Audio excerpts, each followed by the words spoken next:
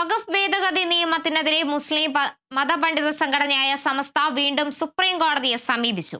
നിയമം അടിയന്തരമായി സ്റ്റേ ചെയ്യണമെന്നാവശ്യപ്പെട്ടാണ് ഹർജി നൽകിയത്.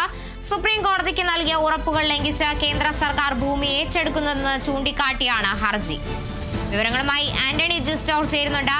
ആന്റണി, വഖഫ് ഭേദഗതി നിയമത്തിനെതിരെയാണ് മുസ്ലിം മത സംഘടനയായ സമസ്ത സുപ്രീം കോടതിയെ വീണ്ടും സമീപിച്ചിരിക്കുന്നത്. വിവരങ്ങൾ. െതിരായ ഹർജികൾ ഏതാണ്ട് 40-ന് മുകളിൽ ഹർജികൾ ഉണ്ടായിരുന്നു. ഈ ഹർജികളിൽ നേരത്തെ സുപ്രീം കോടതി വാദം കേട്ട് ഇടക്കാല ഉത്തരവ് പറയാനായി മാറ്റിയിരിക്കുകയാണ്. കഴിഞ്ഞ മെയ്യിലാണ് ഈ ഹർജികളിൽ വാദം പൂർത്തിയായത്. ഈ വാദത്തിന്റെ ഘട്ടത്തിൽ ഈ ഹർജികളിൽ തീർപ്പാകുന്നതുവരെ ഈ വഖഫ് ഭൂമികളായി ഉള്ളതോ അല്ലെങ്കിൽ അതുമായി ബന്ധപ്പെട്ട സ്വത്തുവകകളിലോ ഈ നിയമത്തിന്റെ പേരിൽ ഒരു ഇടപെടലും നടത്തില്ല എന്നുള്ള ഒരു ഉറപ്പ് കേന്ദ്ര സർക്കാർ നൽകിയിരുന്നു. പക്ഷേ ഇപ്പോൾ ഇക്കാര്യത്തിൽ സമസ്ത പറയുന്നത് ഈ ഉറപ്പുകൾ കേന്ദ്ര സർക്കാർ ലംഘിക്കുന്നു എന്നാണ്.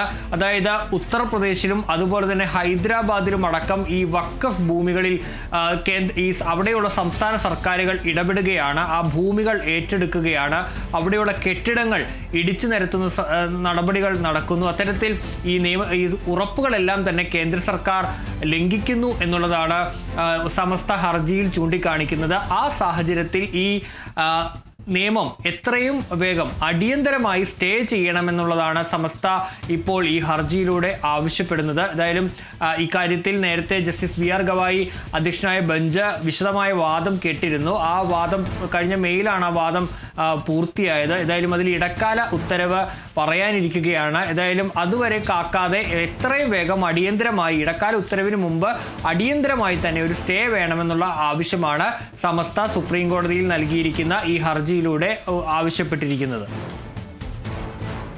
ശരി, വഖഫ് ഭേദഗതി നിയമത്തിനെതിരെയാണ് മുസ്ലിം മതപണ്ഡിത സംഘടനയായ സമസ്ത വീണ്ടും സുപ്രീം കോടതിയെ സമീപിച്ചിരിക്കുന്നത്. ആന്റണി ജോർജ് ആണ് വിവരങ്ങൾ നൽകിയത്.